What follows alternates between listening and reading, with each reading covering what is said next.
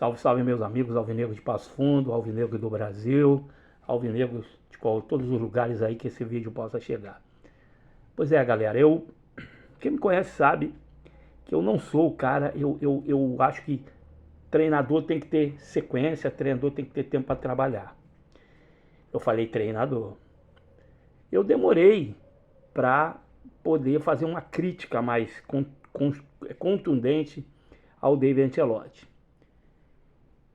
E depois do que ele fez no jogo lá na altitude, no jogo contra o Vasco e no jogo de hoje, meu amigo, sinceramente, eu não vejo condições desse rapaz continuar à frente do Botafogo.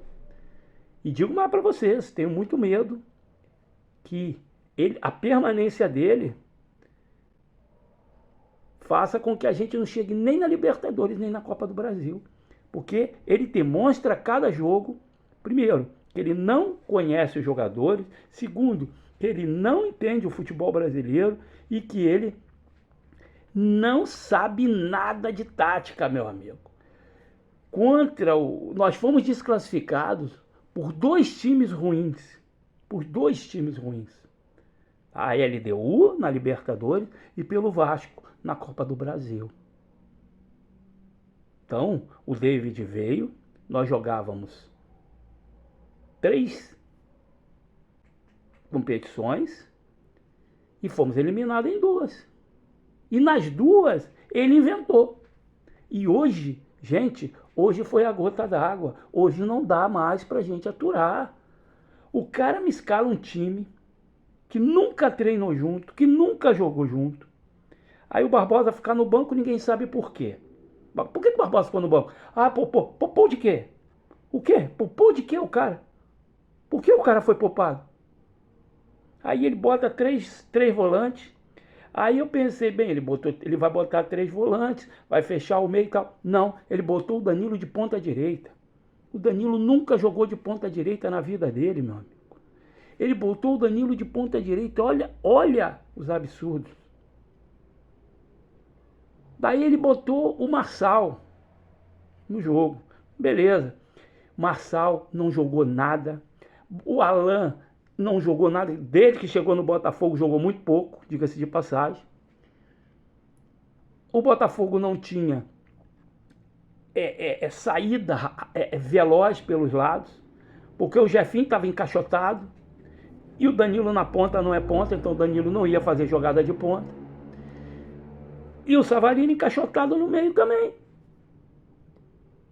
Aí, tomamos um gol. Mais uma vez um gol em que o nosso goleiro Neto falha.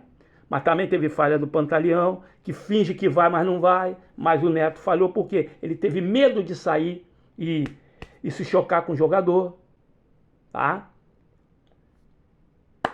E o David Ancelotti chega no segundo tempo aí. Ele termina de fazer a cagada. Me desculpe assim o palavreado, mas essa é a verdade. Ele termina de fazer a cagada. Porque ele tem o Santi, ele tem o Montoro no banco. Aí ele me coloca o Tuco e o Matheus Martins. O Matheus Martins é o jogador mais displicente que eu conheço, o jogador que ele não acrescenta rigorosamente nada no time do Botafogo. Isso não é de hoje, já vem de um tempo. O Tuco teve ali os lampejos, mas é outro jogador displicente. E aí você vê a quantidade de passes errados que o Botafogo deu hoje. Cara, foi uma coisa assim absurda. Jogadores não acertavam passos de meio metro. Coisa assim absurda, cara. Então, galera, vou dizer uma coisa para vocês. Tenho muito medo e tenho quase certeza que o John Textor não vai demitir o David, mas tenho muito medo da sequência do Botafogo no Campeonato Brasileiro, com o David Ancelotti fazendo essas cagadas dele aí. Fui pesquisar e o Botafogo em 10 partidas jogou com 10 times diferentes. Como é que você vai ter entrosamento desse jeito aí? Como é que os jogadores vão conseguir ter o mínimo, né, de se conhecerem o mínimo em campo, se cada jogo ele coloca um time em campo? No jogo contra o Vasco, ele erra de novo na substituição porque faz leitura de jogo errado. Ele erra na leitura de jogo. O Matheus Ponte estava bem, ele me tira o Matheus Ponte para botar o Vitinho. Mas por que botar o Vitinho? E o Vitinho hoje foi mal. Foi muito mal. E foi mal por quê? Porque ele não tinha um ponta direita que voltava para ajudar ele. Ele estava sobrecarregado no setor. E o Vitinho foi mal hoje. Então, ele mexe no time, ele mexe errado. Ele mexeu completamente errado. O time do Botafogo, a gente percebe no semblante dos jogadores que eles não estão satisfeitos. E aí, para mim, o mais preocupante é uma foto. Vocês procurem que vocês vão encontrar. Em que o Botafogo está perdendo. No primeiro tempo, o São Paulo dominando o jogo. E ele e a comissão técnica dele no banco. De boa. O Marlon Freitas sai do banco para dar instrução na beira do campo, enquanto o nosso treinador estava lá no banco sentado conversando com a comissão técnica dele. O cara não tem espírito, sabe, de treinador. Ele fica na beira do campo, assim, olhando o jogo uma porcaria, o Botafogo errando tudo, e ele não tá nem aí, meu amigo. Então, para mim, o David Ancelotti, com todo o respeito, não tem condição de ser treinador do Botafogo. David teria que começar a treinar um time pequeno, vai lá pro Livorno, né? Vai lá para um time daquele da Itália lá, se quer começar uma carreira, ou volta para a seleção. Não dá. Você sente que os jogadores não estão satisfeitos com todo esse rodízio que ele anda fazendo de jogador. Não tem condições.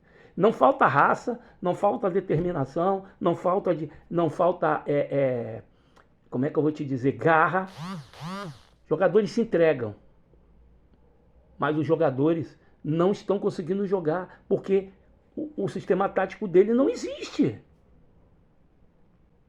Então, gente, sinceramente, acho que a gente tem tudo para chegar em uma vaga na Libertadores e ir para a Copa do Brasil, porque eu acho que a Libertadores vai ser G8. Digo para vocês porque eu acho que o Cruzeiro tem tudo para ganhar essa Copa do Brasil. A Libertadores, Flamengo e Palmeiras também tem todas as chances de ganhar a Libertadores. Tem a Sul-Americana, que se eu não me engano ainda tem brasileiro, né? Então eu acho que pode ser G8 isso aí. Agora, eu não aceito que a gente fique abaixo do G4. Não aceito. E aí já estou preocupado com o jogo com o Mirassol no Newton Santos. Qual será o time que ele vai botar em campo? Qual será o time que ele vai inventar agora? Hã? Não tenho a menor ideia. Isso me preocupa. Falando em relação ao Neto, o Neto falhou no gol contra o Vasco. Hoje divide a falha com o Pantaleão. Ele teve medo de chocar lá com o atacante. Depois quase toma um gol de falta. Também numa falha dele. E eu acho que ele deu migué. Ele viu que ele não estava bem. Ele viu que... Ele sabe que vão pegar no pé dele. Ele sabe que ele já está sendo criticado. E mais, que eu vou dizer para vocês. Eu achei um absurdo o Neto chegar e ganhar a posição titular. Porra, o Link vinha jogando há 2 jogos e não tomou nenhum gol. E não tomou hoje também. O Léo Link hoje foi muito bem de novo. Ele está 3 partidas sem tomar gol. E aí o Neto chegou e foi titular. Mas por quê? Mas não tem que chegar e disputar a posição, esperar a sua vez? Só que eu acho que dessa vez o Link vai ser titular. Não tem. É o goleiro dos nossos sonhos? Não. Mas aí eu vou lembrar para vocês que o Gatito Fernandes, quando chegou no Botafogo, o titular era o Elton Leite, vocês lembram? E no jogo da Libertadores, o Elton Leite se machucou e o Gatito entrou, fechou o gol e não saiu mais. Tomara que isso aconteça com o Link, porque o Link é um bom goleiro, cara. O Link não é um mau goleiro, ele é um bom goleiro.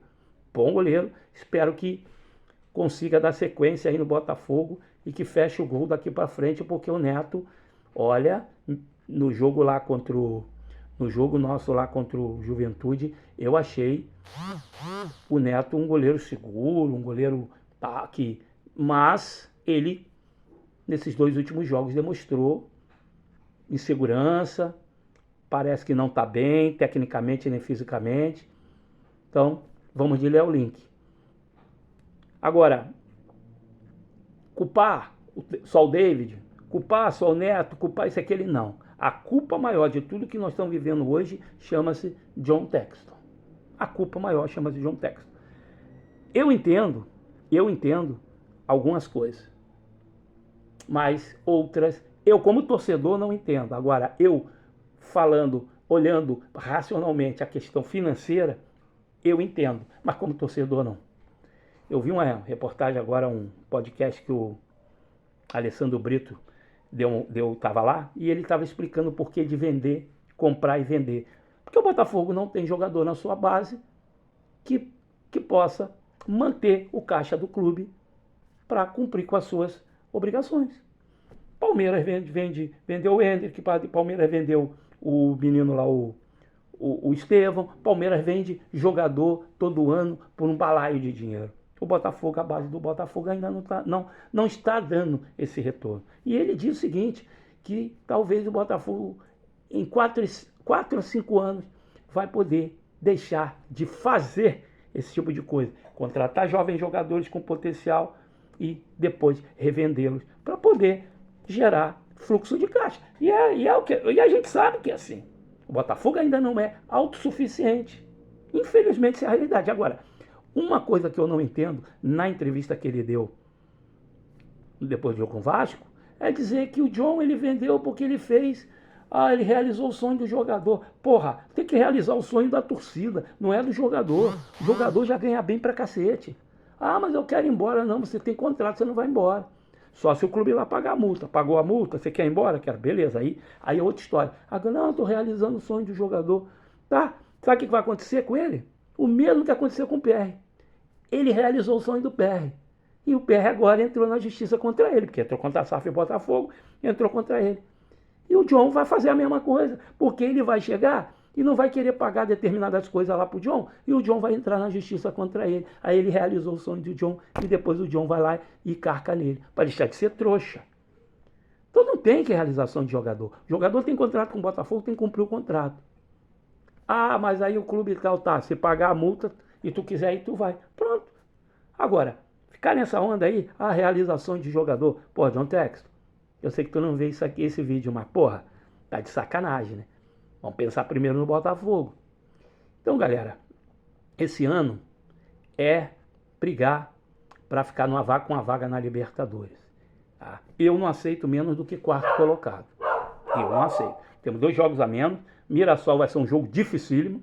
Eu vi o jogo contra os Grêmio. Foi um jogo ruinzinho. O time do Mirassol não é nada do outro mundo, mas é um timezinho certinho, que determinado, sabe o que faz, tem um bom treinador, tem um esquema tático definido. E o Botafogo ainda não tem. Então vai ser um jogo difícil, mas nós temos que ganhar, vamos jogar na nossa casa, temos que ganhar. E depois o Grêmio, na Arena, o Grêmio é outro time também muito fraco, que a gente pode ir lá e ganhar. Agora, o nosso treinador tem que parar de inventar. Se continuar com essa ideia de professor Pardal, de estar inventando coisa, meu amigo, aí nós não vamos chegar a lugar nenhum. Eu estou preocupado. Tenho certeza, quase certeza absoluta a gente nunca tem, né? De que o John Textor não vai demitir o David. Não vai. E por isso mesmo eu estou preocupado. Porque eu não sei se o David vai conseguir nos levar a Libertadores e a Copa do Brasil. Espero que eu esteja errado. Espero que ele consiga queimar minha língua. Espero. Mas eu digo para vocês, não tenho muita esperança nele não, viu? Mas se ele continuar, eu vou evidentemente continuar torcendo para que dê certo, torcendo para o Botafogo, porque isso é ser Botafogo. A gente sabe que nada para a gente é fácil, e esse ano não está sendo. Esse ano está sendo muito difícil, e até o final do campeonato eu acredito que vai ser muito difícil. Botafogo, o David Ancelotti, ele ainda não conseguiu. Eu acho que ele não tem, nem ele tem convicção daquilo que é melhor para o time. Ele não tem convicção de qual o esquema tático melhor, qual é o time que ele tem como titular. Ele não tem, ele está mais perdido do que Adão no Dia das Mães. Então vamos lá, galera. Infelizmente perdemos, mas vida que segue, quarta-feira tem mais e nós vamos estar de novo assistindo, porque Nós somos Botafogo, né? Isso é Botafogo e a gente não fica sem o Botafogo. Um abraço, bom final de domingo a todos.